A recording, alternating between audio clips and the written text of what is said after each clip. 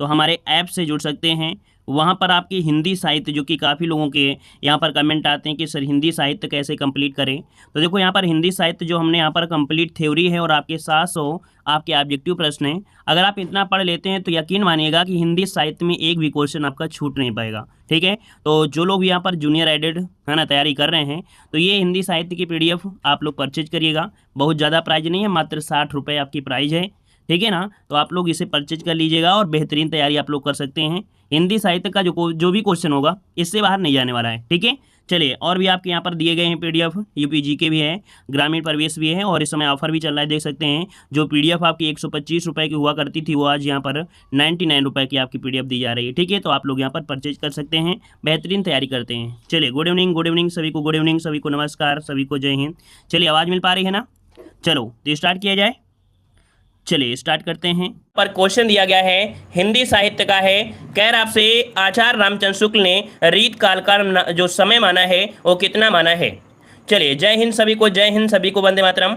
चलिए बताइएगा कि आचार्य रामचंद्र शुक्ल ने रीत काल का जो समय माना है वो कितना माना है।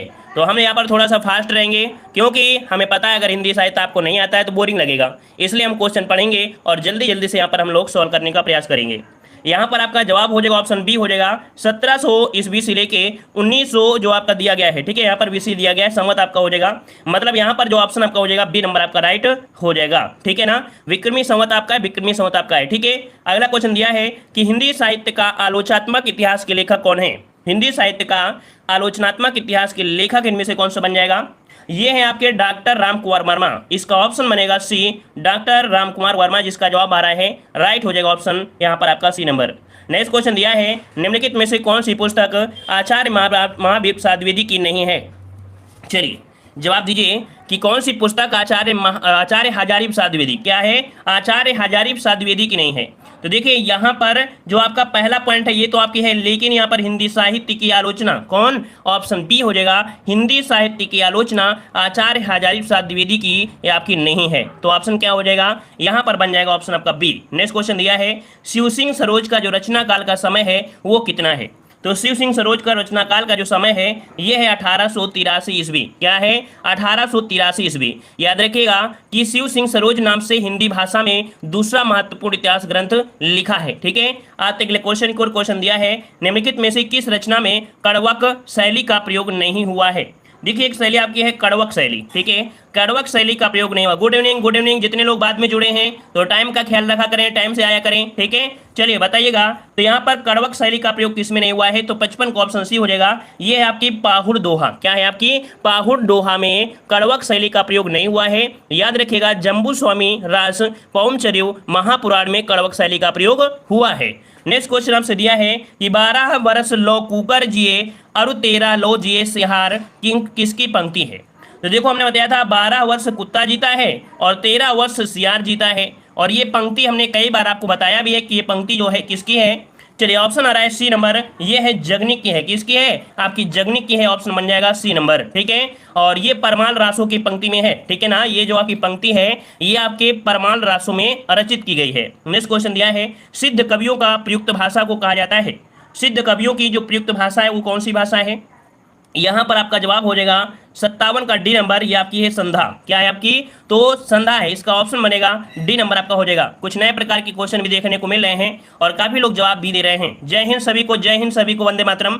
अगला क्वेश्चन दिया है, निरंजनी संप्रदाय के प्रवर्तक कवि कौन है। निरंजनी संप्रदाय के प्रवर्तक पूछा गया है और यहाँ पर ऑप्शन बनेगा बी, ये आपके हरिदास हैं। कौन है, हरिदास। चलिए क्या बात है, आज आप लोग तैयारी करके आए हैं, लग रहा है आप लोग तैयारी करके आए हैं। लगभग देखा जाए तो काफी लोगों के जवाब यहाँ पर सही आ रहे हैं, कितना भी कठिन क्वेश्चन हो लेकिन प्रयास सभी का बिल्कुल धुआंधार है। ऑप्शन बी यहाँ पर आपका हो जाएगा, मतलब आज मुकाबला यहाँ पर टक्कर का लगा है। चलिए क्वेश्चन दिया है, निम्नलिखित में से कौन सा सुमेलित है। कौन सा सुमेलित है ये आपको बताना है। देखिए यहाँ पर पॉइंट दिया है दिया गया है विशिष्टाद्वैतवाद, है ना, एक हमने आपको द्वैतवाद बताया था, विशिष्ट द्वैतवाद। विशिष्ट कौन है? तो आपके भगवान राम है, या मतलब ऐसे समझिएगा विशिष्ट व्यक्ति किसे कहा जाता है? तो राम, है ना। तो विशिष्ट द्वैतवाद के आपके कौन है? आपके तो आपके रामानुजाचार्य हो जाएंगे। द्वैतवाद के जो आपके हैं वो आपके माधवाचार्य हैं। कौन है आपके? माधवाचार्य हो जाएंगे। तो इसका आपका बन जाएगा ये, मतलब ये 3 है, ये आपका 1 है। शुद्धाद्वैत जो शुद्ध होता है उसमें बल होता है, अर्थात बल्लभाचार्य हो जाएगा, या बल्लभाचार्य की जगह यहाँ पर हो जाएगा विष्णु स्वामी। क्या हो जाएगा? शुद्ध वाले में बल्लभाचार्य, या कह सकते हैं विष्णु स्वामी। तो इसका आपका बन जाएगा 2। और द्वैतवाद का होता है निम्बू का आचार, अर्थात निम्बकाचार, है ना। तो यहाँ पर इसका हो जाएगा 4। तो मतलब यहाँ पर सूची फर्स्ट में पूछा गया सुमेलित है। अच्छा, ये पूछा सुमेलित है, तो यहाँ पर कौन सा सुमेलित है भाई? तो यहाँ पर सुमेलित कौन सा है? Option D. यहाँ पर देखो सुमेलित हो गया है। सामने सामने कौन सा है? तो यहाँ पर ये सामने सामने दिया है, अर्थात ये इसका मिलान आपका सही है। ठीक है ना, समझ में आ गया ना? डी इसका सही है। क्लियर है ना? यहाँ पर देख सकते हैं इन दूसरे का सबका अलग अलग मिलान था, लेकिन इसका मिलान क्या है? बिल्कुल सही है, यही पूछा गया था। क्लियर हो गया है? चलिए आते अगले क्वेश्चन के। क्वेश्चन दिया है पंडित रामचंद्र शुक्ल के अनुसार कबीर का जन्म कब माना जाता है? चलिए यहाँ पर बताइएगा, यहाँ पर बताइएगा पंडित रामचंद्र शुक्ल के अनुसार कबीर का जन्म कब माना जाता है? 60 को ऑप्शन सी हो जाएगा विक्रमी संवत 1455। ठीक है, विक्रमी संवत 1455 आपका हो जाएगा ऑप्शन सी। नेक्स्ट क्वेश्चन आपसे दिया गया है, यहाँ पर दिया है निम्नलिखित में से कौन सी रचना तुलसीदास की नहीं है? कौन सी रचना तुलसीदास की नहीं है? चलिए यहाँ पर है बर्वे रामायण, वैराग्य संदीपनी, दोहावली और आपकी चित्रावली। यहाँ पर याद रखिए ऑप्शन क्या हो जाएगा? ऑप्शन हो जाएगा डी, चित्रावली, है ना। चित्रावली तुलसीदास की रचना नहीं है, याद रखिएगा। ये है आपके सूफी कवि है उस्मान। ठीक है, कौन है आपके? एक सूफी कवि का नाम सुना होगा, उस्मान है, तो ये है उस्मान की रचना है। अगला क्वेश्चन आपसे दिया गया है, कह रहे हैं गोरख जगायो जोग भगति भगायो लोग, किसने कहा था? ये पंक्ति है जो कहा है, किसने कहा है? गोरख जगायो जोग भगति भगायो लोग, ये पंक्ति कहा है किसने? तो 62 का ऑप्शन बन जाएगा, डी नंबर आ रहा है जवाब, जो कि यहाँ पर जवाब बिल्कुल सही है, तुलसीदास की है। क्या बात है? यहाँ पर जवाब लगभग आ रहा है ऑप्शन डी नंबर। अगला क्वेश्चन दिया है रास पंचाध्यायी की जो रचयिता है कौन है? चलिए 63 का जवाब देना है कि रास पंचाध्यायी। हमने कई बार आपको प्रैक्टिस सेट में इस क्वेश्चन को सॉल्व कराया है। चलिए यहाँ पर जवाब आ रहे हैं, ऑप्शन आ रहा है यहाँ पर आपका ए और किसी का डी, किसी का। चलिए तो देखते हैं इस प्रश्न का जवाब क्या हो जाएगा। तो आपके रास पंचाध्यायी की रचयिता है आपके कौन? तो आपके नंददास हैं, है ना। नंददास की अगर बात करते हैं तो अष्टछाप के कवियों में नंददास का जो स्थान है वो आपका सर्वोपरि है ना। आते हैं अगले क्वेश्चन को। क्वेश्चन दिया है भाषा भूषण ग्रंथ के रचयिता कौन थे? भाषा भूषण ग्रंथ के रचयिता कौन थे? तो यहाँ पर आपका जवाब हो जाएगा ऑप्शन डी, ये थे महाराज जसवंत सिंह। ठीक है, भाषा भूषण ग्रंथ के रचयिता कौन थे? तो महाराज जसवंत सिंह थे। ऑप्शन क्या बनेगा? D number. हिंदी व्याकरण भी है, याद रखिएगा, कुछ क्वेश्चन आपकी हिंदी साहित्य के भी हैं और अभी यहाँ पर क्वेश्चन आपके व्याकरण के भी मिलेंगे। नेक्स्ट क्वेश्चन दिया है निम्नलिखित में से किस ग्रंथ की सभी काव्यांगों का विवेचन सर्वांग विवेचन किया गया है? 65 वाले में यहाँ पर दिया गया है, तो इसका ऑप्शन हो जाएगा कौन सा? ऑप्शन डी, कवि कुल्प कल तरु, है ना, जो कि चिंतामणि त्रिपाठी द्वारा ये कृत है आपका कवि कल्प तरु है, जो कि सभी काव्यों का विवेचन है, अर्थात ऑप्शन क्या बनेगा? D number. एक किसके द्वारा रचित है? तो आपकी चिंतामणि त्रिपाठी के द्वारा रचित है। नेक्स्ट क्वेश्चन दिया है, कह रहा है निम्न ग्रंथों का उनके रचनाकारों के साथ सुमेलित करना है। चलिए सुमेलित कर लेते हैं। यहाँ पर सूची फर्स्ट दिया है और सूची सेकंड दिया गया है। तो देखिए भाषा भूषण, है ना, क्या दिया है? भाषा भूषण, ये किसकी है? जसवंत सिंह की है। किसकी है? जसवंत सिंह की है। यहाँ पर आपका 4 हो जाएगा। अलंकार पंचासिका जो दिया है ये मतीराम का है, इसका आपका फर्स्ट हो जाएगा। विष्णु पद कीर्तन जो है ये है आपके रसनिधि का है, तो इसका जो आपका बनेगा ये तो आपका 3rd ही हो जाएगा। और रस विलास है ये किसका है? तो आपके पद्माकर का है, तो इसका आपका 2 हो जाएगा। तो ये इसका मिलान बिल्कुल से आपका सही दिया गया है। ठीक है ना, क्लियर है, ये इसका मिलान आपका सही दिया है। लेकिन पूछा गया है कि उनके रचनाकारों के साथ, तो देखिए यहाँ पर क्वेश्चन ये पूछना चाहिए कि इनमें से कौन सा विकल्प सही सुमेलित है। तो सही सुमेलित के हिसाब से कौन सा हो जाएगा? ये है विष्णु पद कीर्तन और रस निधि, है ना। तो इसका ऑप्शन क्या बन जाएगा? C number. क्वेश्चन में अगर दे देता क्या यहाँ पर आपके कह सकते हैं ऑप्शन, तो हम कहते हैं 4 1 3 2, है ना। लेकिन यहाँ पर क्वेश्चन में ये शुद्ध आपका है कि इनमें से कौन सा रचनाकार सही सुमेलित है, तब यहाँ पर आपका सी सही हो जाएगा। वैसे आपको चारों ऑप्शनों ने बता दिया है, इस प्रकार से इसका सही होगा। आते अगले क्वेश्चन को। और क्वेश्चन दिया है महाकवि भूषण की रचना है।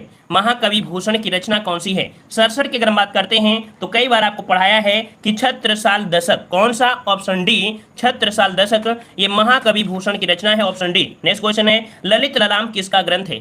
ललित ललाम किसका ग्रंथ है? ललित ललाम किसका ग्रंथ है? तो ये है आपके मतीराम का। किसका है? मतीराम का है, ऑप्शन डी हो जाएगा मतीराम। नेक्स्ट क्वेश्चन दिया है कि भरी रही भनक बनक ताल तालन की, है ना, तालन की, तनक तनकता में खनक चुरीन की, यह किस कवि के छंद की पंक्ति है। बड़ा अजीब सा है। यहाँ पर जो ये पंक्ति है, ये पंक्ति है आपके कविदेव की है। किसकी है? कविदेव की है। यहाँ पर क्या हो जाएगा? C number. बफरिंग तो नहीं हो रहा होगा, एक बार रिफ्रेश कर लीजिए। बफरिंग नहीं हो रहा होगा, कोई दिक्कत नहीं है, एक बार रिफ्रेश कर लीजिए, क्लियर हो जाएगा। कह रहा भारतेंदु हरिश्चंद्र द्वारा संपादित पत्रिका का सही नाम बताइए। चलिए बताइएगा, भारतेंदु हरिश्चंद्र द्वारा संपादित पत्रिका कौन सी है। हमने बताया है कि अगर आपके यहाँ पर हमने 25 प्रश्न आपके हिंदी साहित्य के लिए हैं, अगर आपके 10 भी क्वेश्चन सही होते हैं तो ये समझिए कि हिंदी साहित्य में आपकी पकड़ धीरे धीरे क्या हो रही है? बन रही है। ठीक है ना। तो यहाँ पर देखो 70 का ऑप्शन क्या बन जाएगा? ऑप्शन बन जाएगा आपका ए नंबर, बाला बोधिनी। क्या? बाला बोधिनी इस प्रश्न का जवाब हो जाएगा। 70 का ऑप्शन आपका ए हो जाएगा। ठीक है। नेक्स्ट क्वेश्चन दिया है, भारत भारती काव्य का प्रकाशन कब हुआ था। चलिए बताइएगा कि भारत भारती काव्य का प्रकाशन कब हुआ था। ये हुआ था 1912 में। कब? 1912। ऑप्शन बन जाएगा यहाँ पर आपका सी नंबर। और इस कृति के जो रचनाकार हैं वो आपके मैथिली शरण गुप्त हैं। भारत भारती के रचनाकार कौन है? मैथिली शरण गुप्त। आपका जवाब हो जाएगा सी। नेक्स्ट क्वेश्चन दिया है कि छायावाद तत्वतः प्रकृति के बीच जीवन का उद्गीत है, या उद्घोष जो किया है किसने किया है। ये जो पंक्ति है किसके द्वारा किया गया, घोषणा जो किया है किसने, कहा है कि प्रकृति के बीच जीवन का उद्गीय, है ना, ये दिया है किसने? तो आपका ए महादेवी वर्मा का है। ऑप्शन क्या बनेगा? यहाँ पर आपका ए हो जाएगा, महादेवी वर्मा। इस प्रश्न का जवाब सही हो जाएगा। चलिए अगला क्वेश्चन आपसे दिया है कि प्रगतिशील लेखक संघ के प्रथम अधिवेशन के अध्यक्ष थे। यहाँ पर पूछा है जो प्रगतिशील लेखक का जो संघ है इसका प्रथम अधिवेशन के अध्यक्ष पूछा है। इस प्रश्न को तो हमने आपको बताया भी है ना, जो कि लखनऊ में हुआ था 1936 में, है ना। 1936 में प्रगतिशील लेखक का पहला अधिवेशन हुआ था और इसके बनाए गए थे कौन? तो आपके प्रेमचंद बनाए गए थे इसके अध्यक्ष। ऑप्शन क्या बन जाएगा? यहाँ पर आपका बी जवाब आपका हो जाएगा, मुंशी प्रेमचंद आपका जवाब हो जाएगा। ठीक है। अगला क्वेश्चन दिया है कि मुक्तिबोध का ब्रह्मा राक्षस किसका प्रतिनिधि है। मुक्तिबोध का ब्रह्मा राक्षस किसका प्रतिनिधि है। यहाँ पर ऑप्शन ए हो जाएगा बुद्धिजीवी का है। किसका है? बुद्धिजीवी। ऑप्शन बन जाएगा ए नंबर। और अगला क्वेश्चन दिया है कि संसद से सड़क तक के रचनाकार कौन है। चलिए गद्यांश कह सकते हैं हिंदी साहित्य के क्वेश्चन खत्म हो रहे हैं लगभग। अब यहाँ पर आपको ग्रामर पोर्शन के क्वेश्चन मिलेंगे। तो बताइए संसद से सड़क तक के जो रचनाकार है वो आपके कौन है। तो हमने आपको बताया था धूमिल। अगर याद हो आपको हिंदी साहित्य में तो यहाँ पर आपका धूमिल इस प्रश्न का जवाब बी हो जाएगा। अगला क्वेश्चन दिया है कि ओठों की आकृति के आधार पर निम्नलिखित में से कौन सा आवृतमुखी स्वर है। यहाँ पर पूछा है आवृतमुखी स्वर पूछा गया है और आवृतमुखी स्वरों को दो भागों में विभाजित किया जाता है। एक होता है वृत्तमुखी और एक होता है क्या? आवृतमुखी होता है। यहाँ पर आवृत पूछा गया है, इसका मतलब है कि ये वृत्त के समान नहीं बन रहा होगा। कौन सा? तो यहाँ पर आपका जवाब आ गया है ऑप्शन ए ई जो आपका है। जब ई बोलते हैं तो आपके जो ओठ है वो बाहर को भाग रहे हैं, बल्कि जो वृत्त के हिसाब से बनते हैं ओ उ तो इनमें दोनों ओठ एक गोलाकार बना देते हैं, बल्कि इसमें से नहीं है। तो ऑप्शन हो जाएगा ए नंबर। नेक्स्ट क्वेश्चन दिया गया है कि अघोष वर्ण कौन सा है। अघोष वर्ण कौन सा है? तो देखो अघोष वर्ण क्या होते हैं? किसी वर्ण के जो पहला और दूसरा वर्ण होते हैं आपके अघोष होते हैं। यहाँ पर ऑप्शन क्या बन जाएगा? ऑप्शन बन जाएगा आपका सा। जो सा है ये अघोष वर्ण में आपका नहीं आता है। ठीक है, सॉरी, अघोष वर्ण कौन सा हो जाएगा? Option D. यहाँ पर जो सा है ना, ये जो सा है ये अघोष वर्ण में आएगा। 77 का ऑप्शन हो जाएगा कौन सा? D number. याद रखिएगा जैसे आपका होता है का, है ना, और आपका खा, ये तो आपके होंगे, लेकिन जो आपके सा है ना, हा है, उनमें से सा जो आता है वो आपके अघोष में आता है, शेष आपके सघोष में हो जाएंगे। ठीक है। अगला क्वेश्चन आपसे दिया गया है कि अल्प विराम का चिन्ह कौन सा है। अल्प विराम आपसे पूछा गया है और अल्प विराम यहाँ पर कौन सा हो जाएगा? यहाँ पर 78 को ऑप्शन आ गया है, ऑप्शन डी आ रहा है। यहाँ पर अल्प विराम ये है, क्योंकि काफी लोग जवाब दे रहे हैं ए नंबर, बल्कि ये वाला जो आपका है ये अर्ध विराम है। कैसा है? ये अर्ध विराम है, लेकिन ऑप्शन डी ये है अल्प विराम है। ठीक है। अल्प मतलब होता है थोड़ा सा रुका जाता है, हल्का सा रुकना होता है। ठीक है। अगला क्वेश्चन दिया है कि भग्गू सेठ तो बहुत ही दुष्चरित्र व्यक्ति हैं, यहाँ पर बताइए कि दुष्चरित्र व्यक्ति किस प्रकार से सही लिखा जाएगा। चलिए बताइएगा कि दुष्चरित्र जो सही लिखा जाएगा किस प्रकार से जवाब होगा। 79 में जल्दी से लॉक करिए इस प्रश्न का जवाब सही क्या हो जाएगा। जय हिंद जय हिंद। चलिए यहाँ पर देखो 79 का ऑप्शन हो जाएगा ए नंबर, दुष्चरित्र इस प्रकार से राइट हो जाएगा। नेक्स्ट क्वेश्चन दिया गया है इन नामों में से एक की वर्तनी अशुद्ध है। यहाँ पर कौन सी वर्तनी अशुद्ध है? 80 नंबर में। तो देखिए यहाँ पर कौशल्या लिखा है, मैथिली शरणगुप्त लिखा है, मेघनाद लिखा है, राहुल सांस्कृत्यायन लिखा है।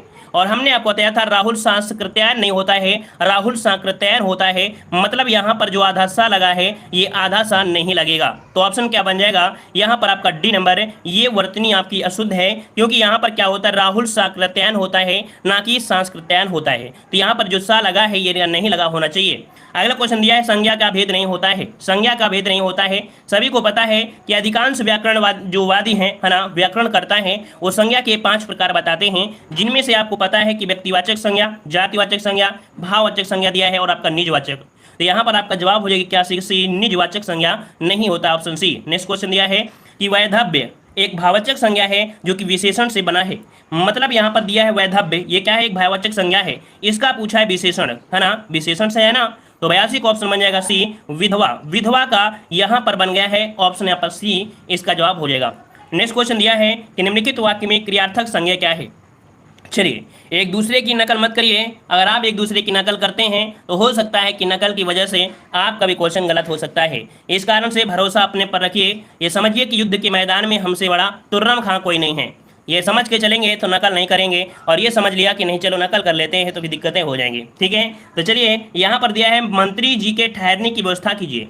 यहाँ पर पूछा है क्रियार्थक संज्ञा क्या है, क्रियार्थक संज्ञा, और क्रियार्थक संज्ञा आपका कहाँ पर है, तो ठहरना, ठहरना ऑप्शन आपका हो जाएगा बी नंबर। नेक्स्ट क्वेश्चन दिया है मुझे किस प्रकार का सर्वनाम है। बच्चे को पता होगा कि मुझे ये है आपका कैसा, ऑप्शन बनेगा ए नंबर, ये उत्तम पुरुष में आता है। नेक्स्ट क्वेश्चन दिया है निम्नलिखित में से क्या एक निश्चयवाचक सर्वनाम है।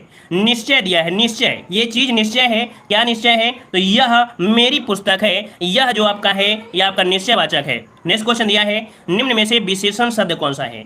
विशेषण दिया है बुढ़ापा, दौड़, क्रोध और आपका शांत।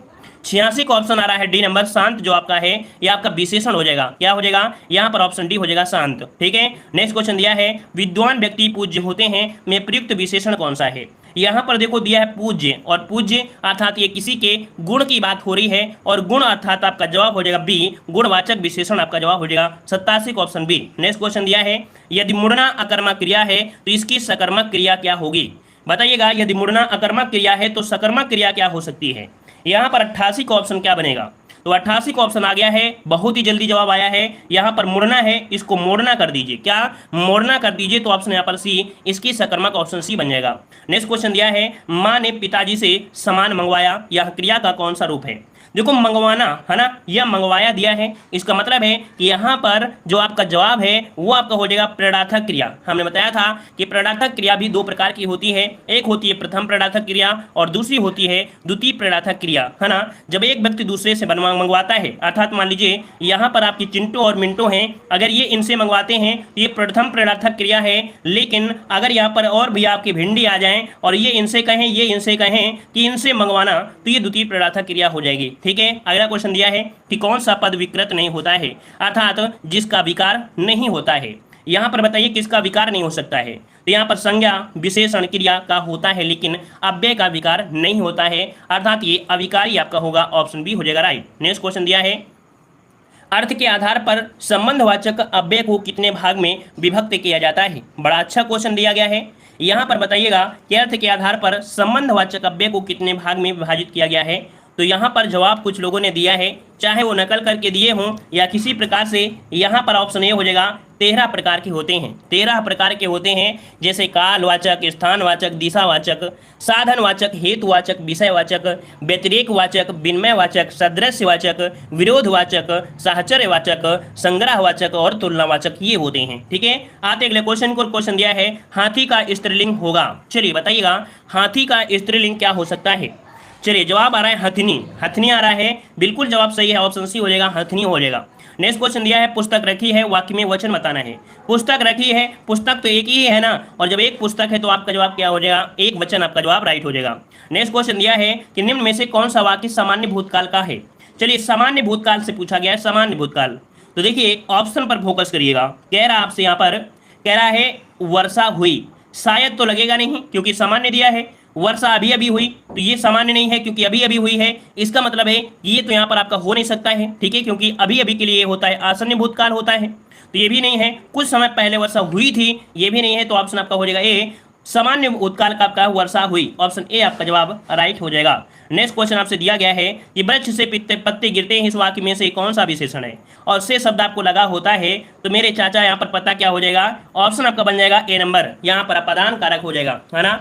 कुछ लोग अभी भी यहाँ पर गलती कर रहे हैं, तो याद रखिएगा बिल्कुल इजी क्वेश्चन है, यहाँ पर ऑप्शन क्या हो जाएगा, ऑप्शन ए आपका जवाब राइट हो जाएगा। ठीक है, चलिए आते हैं अगले क्वेश्चन को। क्वेश्चन दिया है कानो सुनी बात पर यकीन मत करो, रेखांकित पद का कारक बताइए। कानो सुनी बात पर यकीन मत करो, तो देखो यहाँ पर कानो सुनी बात पर यकीन मतलब यहाँ पर पूछा है कारक। अब यहाँ पर कारक पूछा है तो बड़ी समस्या गंभीर है। कानो सुनी मतलब यहाँ पर हो जाएगा ये कि इसको अगर हम तोड़े तो क्या बन जाएगा, कान से सुनी बात। क्या, कान से सुनी बात, क्या बोलेंगे, कान से सुनी। इसका मतलब है से शब्द आया, अलग की बात तो नहीं कर रहा है। जब अलग की बात नहीं कर रहा है तो आपका करण से कारक हो जाएगा। करण क्या है, कान से सुनी, तो ऑप्शन सी आपका जवाब राइट हो जाएगा। नेक्स्ट क्वेश्चन है चौकी का तत्सम शब्द क्या होता है। चौकी का तत्सम क्या होता है। जितने लोग भी जुड़े हुए हैं एक बार वीडियो को लाइक भी करिएगा, शेयर भी करिएगा। जितने लोग जुड़ चुके हैं एक बार वीडियो को लाइक भी कर दीजिए, और समय सारणी में परिवर्तन शायद हो सकता है, इस कारण से चैनल को भी सब्सक्राइब कर लीजिए ताकि हर एक वीडियो का नोटिफिकेशन आप सभी के पास आ सके। ठीक है, और टेलीग्राम से नहीं जुड़े हैं तो टेलीग्राम से भी जुड़ सकते हैं। ठीक है, चलिए लाइक कर दीजिए भाई। चलिए बताइए चौकी का तत्सम पूछा गया है, और चौकी का तत्सम होता है चतुष्पादिका होता है, जो कि राइट आंसर आपका सी यहाँ पर आ रहा है। अगला है खिचड़ी किस प्रकार का शब्द है, और खिचड़ी कौन खाते हैं। खिचड़ी कौन खाता है, तो आपके देसी वाले लोग खाते हैं ना, बोलते हैं देसी देसी मतलब देशज। ऑप्शन क्या हो जाएगा, ए नंबर, तो यहाँ पर ऑप्शन आपका ये हो जाएगा देशज। नेक्स्ट क्वेश्चन दिया है दिए गए विकल्पों में से किसमें उपसर्ग अति का प्रयोग नहीं हुआ है। चलिए अति का प्रयोग किसमें नहीं हुआ है, अति का प्रयोग किसमें नहीं हुआ है, तो अतिथ दिया है, अत्यधिक दिया है, अत्यंत दिया है, और आपका अति मतलब यहाँ भी है, यहाँ भी है, यहाँ भी है, लेकिन यहाँ नहीं है क्योंकि यहाँ पर सिर्फ आ शब्द आपका है। ठीक है, तो अगला इसका जवाब आपका ये हो जाएगा। नेक्स्ट क्वेश्चन है निम्न में से प्रत्यय रहित शब्द बताना है। प्रत्यय रहित मतलब जिसमें प्रत्यय का प्रयोग नहीं हुआ हो, तो देखिए यहाँ पर है दर्शनीय, यहाँ पर है भिक्षुक, यहाँ पर है कर्तव्य, लेकिन यहाँ पर दिया है दुर्गुण, तो आपका जवाब क्या बनेगा, बी नंबर, क्योंकि यहाँ पर दुर आपका बनेगा क्या, दुर्धन गुण बनेगा, अर्थात इसमें उपसर्ग है ना कि प्रत्यय, इसमें दुर उपसर्ग का प्रयोग हुआ है। ठीक है, ना कि प्रत्यय का प्रयोग हुआ है, तो ऑप्शन बी हो जाएगा।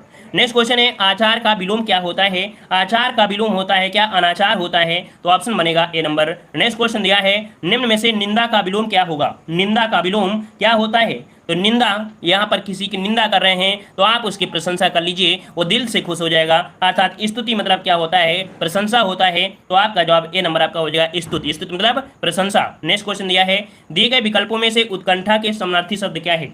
उत्कंठा आपसे दिया है, जवाब के यहाँ पर उत्सुकता होती है, आपके अंदर अभिलाषा होती है, तो आपका जवाब की क्या हो जाएगा, सी। उत्कंठा का जो समानार्थी होता है उत्सुकता होती है, अभिलाषा होती है ना, ऑप्शन क्या हो जाएगा, सी। अगला क्वेश्चन है प्राची का पर्यायवाची शब्द क्या है।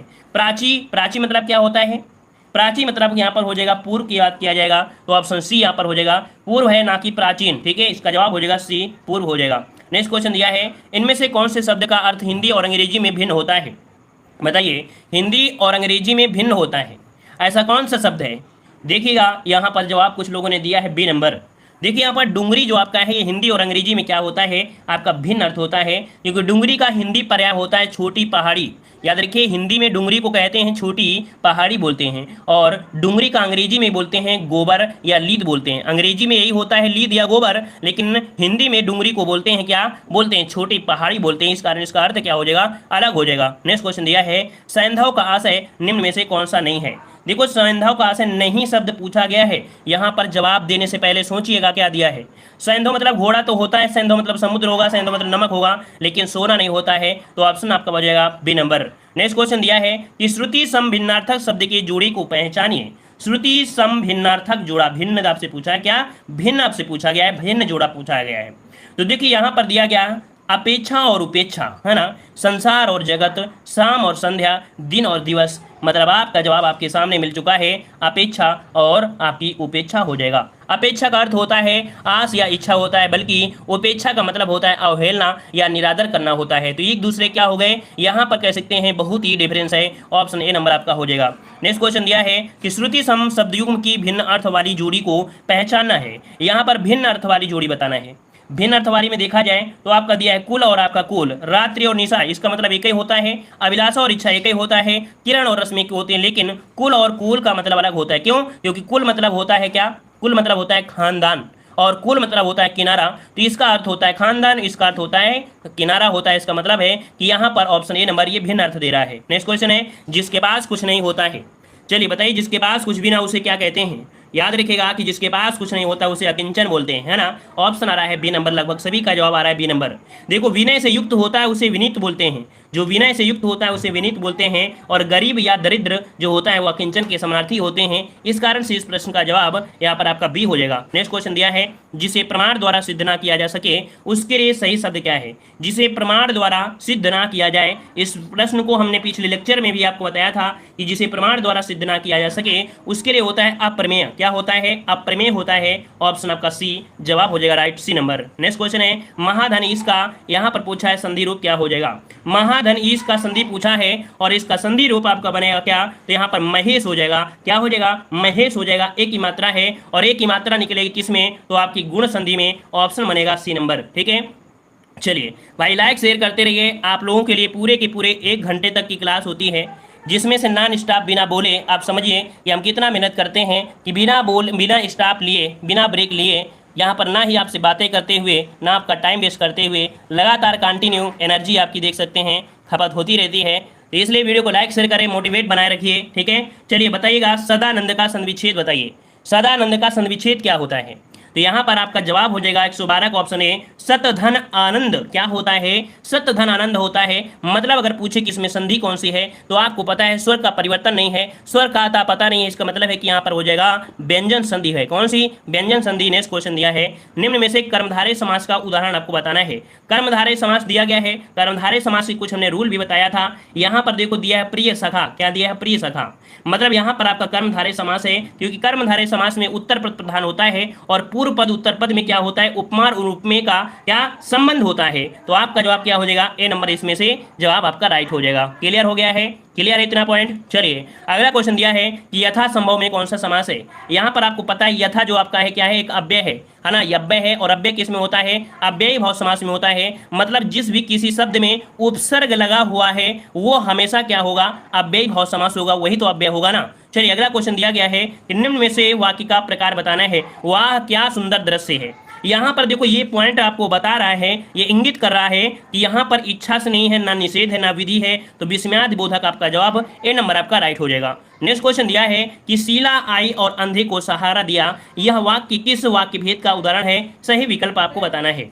तो देखते हैं यहाँ पर सही क्या हो जाएगा। यहाँ पर और शब्द लगा है और शब्द जो लगा होता है किसमें? तो आपको हमने बताया था संयुक्त वाक्य। किसमें? संयुक्त वाक्य की पहचान होती है जिसमें से कोई भी आपके 2 खंड और शब्द से जुड़े होते हैं और के साथ साथ कभी कभी किंतु या परंतु आदि शब्दों का प्रयोग होता है, वह संयुक्त वाक्य होता है। ऑप्शन ए आपका राइट हो जाएगा। और अगला क्वेश्चन है मेरे से पढ़ा नहीं जाता, है ना। मेरे से पढ़ा नहीं जाता, इस त्रुटि युक्त वाक्य के लिए शुद्ध वाक्य बताना है। मेरे से पढ़ा, ये तो पता है कि गलती है। अब शुद्ध बताइए क्या हो जाएगा? मुझसे पढ़ा नहीं जाता। ऑप्शन डी हो जाएगा, मुझसे पढ़ा नहीं जाता। नेक्स्ट क्वेश्चन दिया है कि शिक्षा के द्वारा ऐसे नागरिक कल्याण के लिए अपना सर्वस्व बलिदान तैयार करने के लिए। मतलब यहाँ पर आपको पहला और जो 6 नंबर है ये अपने अनुसार अपनी जगह एडजस्ट रहेंगे अपने स्थान पर, लेकिन परिवर्तन होगा कि इसमें या लावा में आपका परिवर्तन हो जाएगा। अगर हम आपसे बोले कि शिक्षा के द्वारा ऐसे तैयार होने चाहिए जो समाज कल्याण व राष्ट्र कल्याण के लिए अपना सर्वस्व बलिदान करने को तैयार हो, है ना, इस हिसाब से होना चाहिए। तो आते हैं इसके अगले क्वेश्चन की ओर। रस संप्रदाय के प्रवर्तक कौन है? रस संप्रदाय के प्रवर्तक पूछा गया है। रस संप्रदाय के प्रवर्तक इनमें से कौन सा हो जाएगा? यहाँ पर 119 का ऑप्शन बनेगा बी नंबर। ये है आपके भरत मुनि हैं। रस संप्रदाय के प्रवर्तक कौन है? आपके भरत मुनि हैं। वहीं पर आपके भामा, जो आपके भामा ये अलंकार संप्रदाय से संबंधित है। किससे? अलंकार संप्रदाय से संबंधित हैं आपके भामा। और अभिनव गुप्त जो संबंधित हैं ये किससे संबंधित हैं? ये है गुप्त रस सूत्र के। किससे? गुप्त रस सूत्र से आपके व्याख्याकार आपके हैं। अगला क्वेश्चन दिया है वीर रस का स्थायी भाव क्या होता है? बच्चे को पता होगा, कमेंट बॉक्स में कमेंट भी करिएगा। 20 का जवाब आप लोगों को कमेंट बॉक्स में करना है, जो लोग ऑफलाइन देख रहा हूँ। अगला क्वेश्चन दिया है निज भाषा उन्नत है सब उन्नत के मूल, बिन निज भाषा ज्ञान के मिटे नहीं के सूल। इस पंक्ति को हमने इतनी बार प्रैक्टिस सेट में सॉल्व कराया है कि इस लगभग सभी को देखते ही क्वेश्चन का जवाब आ गया होगा। ये एक दोहा है। क्या है? यहाँ पर जो आपका है दोहा है, यहाँ पर मात्रा लगाओगे तब भी आप निकाल सकते हैं इसका जवाब। इसका ऑप्शन क्या हो जाएगा? C number. मात्रा लगाकर देख भी सकते हैं। अगला क्वेश्चन दिया गया है कि इस छंद में 26 मात्राएं होती हैं तथा 14 और 12 परयति होती है। देखो यहाँ पर 26 मात्राएं दिया है और 26 मात्राएं होती हैं गीतिका पर। किसमें होती हैं? गीतिका पर होती हैं। ऑप्शन बनेगा सी नंबर आपका जवाब राइट हो जाएगा। ठीक है, नेक्स्ट क्वेश्चन दिया है कि सो सुख सुजस सुलभ मोहि स्वामी में कौन सा अलंकार है? चलिए 123 नंबर में। तो देखो यहाँ पर आपको दिमाग लगाना है कि कुछ आपको दिख रहा होगा सो सा मतलब यहाँ पर सा वर्ण की आवृत्ति हो रही है, अर्थात आपका जवाब हो जाएगा अनुप्रास अलंकार। ऑप्शन सी आपका जवाब हो जाएगा। नेक्स्ट क्वेश्चन दिया है कि चरण कमल बंदो हरिराई में अलंकार कौन सा है? चलिए जवाब दीजिए, चरण कमल बंदो हरिराई में अलंकार कौन सा हो जाएगा? यहाँ पर आपने हाई स्कूल में अगर पढ़ाया गया होगा तो सबसे पहले उदाहरण रूपक अलंकार का यही बताया गया होगा। तो रूपक अलंकार का उदाहरण आपका जवाब हो जाएगा सी, रूपक अलंकार हो जाएगा। नेक्स्ट क्वेश्चन दिया है कि काठ होना मुहावरे का अर्थ बताना है। काठ होना, काठ मतलब क्या होता है? जैसे लकड़ी है ना, लकड़ी क्या होती है? निर्जीव होती है, अर्थात तो काठ होना मतलब हो जाएगा क्या? स्तब्ध हो जाना। क्या? स्तब्ध हो जाना। ऑप्शन क्या बन जाएगा? यहाँ पर आपका डी हो जाएगा। नेक्स्ट क्वेश्चन दिया है आए थे हरिभजन को उठन लगे कपास, कहावत का अर्थ आपको बताना है कि इस कहावत का जवाब क्या बनेगा।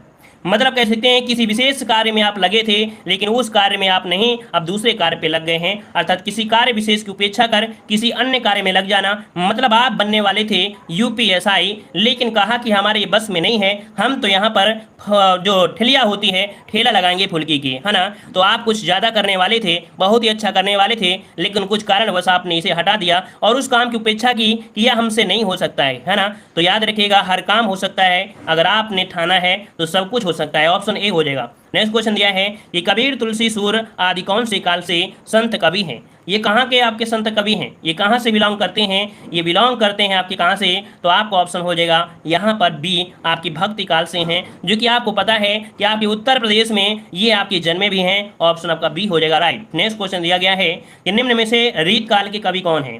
रीत काल के कवि यहाँ पर बताइएगा। अगर आपने हिंदी साहित्य के हमारे सभी लेक्चर देखा होगा तो आपको हिंदी साहित्य बिल्कुल आसान लग रही होगी और लग रहा होगा कि नहीं आज हिंदी साहित्य पढ़ने का फल हमें मिल रहा है। तो देखो यहाँ पर 128 ऑप्शन सी जो कवि वृंद हैं, कवि वृंद हैं ये रीत काल के हैं, क्योंकि आपको पता है ये तुलसीदास, कबीरदास, ये सूरदास ये भक्ति काल से हैं। तो आपका जवाब सी हो जाएगा। नेक्स्ट क्वेश्चन दिया है कि हुई वीरता की साथ सगाई झांसी में, ये सुभद्रा कुमारी चौहान की पंक्ति को पूर्ण करना है। यहाँ पर आप क्या भर दें कि पंक्ति आपकी पूरी हो जाएगी। तो याद रखिए हुई वीरता की वैभव के साथ सगाई झांसी में, इस प्रश्न का जवाब भरा जाएगा बी नंबर आपका राइट यहाँ पर आपका हो जाएगा। नेक्स्ट क्वेश्चन है कि इनमें से नागार्जुन द्वारा रचित रचना कौन सी नहीं है? नहीं शब्द का प्रयोग दिया है, अगर गौर से पढ़ेंगे तभी इस प्रश्न को सही कर पाएंगे, अन्यथा आप यहाँ पर गलती कर देंगे, क्योंकि यहाँ पर नहीं शब्द दे दिया गया है। तो नागार्जुन ने यहाँ पर याद रखेगा कि बादलों को घिरते देखा तुमने कहा था, पुरानी जूतियों का कोरस ये तो है, लेकिन ऑप्शन ए मैं उस जनपद का कवि हूँ ये नागार्जुन का नहीं है, ये नागार्जुन की नहीं है, ये है त्रिलोचन शास्त्री की। किसकी है? ये है आपकी त्रिलोचन शास्त्री की। अगर आपको याद हो हमने हिंदी साहित्य में पढ़ाया भी था, ये त्रिलोचन शास्त्री की है। ठीक है, नेक्स्ट क्वेश्चन दिया गया है कि जिस कृति के लिए कवि नागार्जुन को साहित्य अकादमी पुरस्कार मिला वह किस भाषा में रचित था? बताइएगा कि नागार्जुन को जो साहित्य अकादमी पुरस्कार मिला था वो किस भाषा में रचित किया गया था? यहाँ पर आपका जवाब हो जाएगा डी, मैथिली भाषा में, है ना। मैथिली भाषा में था। पत्रहीन नग्न छा के लिए मिला था। किसके लिए मिला था? नागार्जुन को जो साहित्य अकादमी पुरस्कार मिला था वो मिला था पत्रहीन। किसके लिए? पत्रहीन नग्न छाह के लिए, नग्न छाह के लिए इन्हें मिला था, जो कि मैथिली भाषा के लिए मिला था। क्लियर है? आते हैं अगले क्वेश्चन को। और क्वेश्चन दिया है कि लोकायतन कृति के लिए सोवियत लैंड नेहरू पुरस्कार किसे प्रदान किया गया? अगर आपने हिंदी साहित्य के सभी वीडियो देखा है तो आपको याद आ गया होगा कि नहीं लोकायतन के लिए सोवियत लैंड नेहरू पुरस्कार जो दिया गया था किसे? तो लोकायतन का नाम आता है तो आपको याद होगा कि सुमित्रा नंदन पंत। ऑप्शन आपका ए हो जाएगा। नेक्स्ट क्वेश्चन है कथा सम्राट प्रेमचंद का वास्तविक नाम क्या था? चलिए सभी को जवाब देना है। इस प्रश्न का सही जवाब क्या हो जाएगा?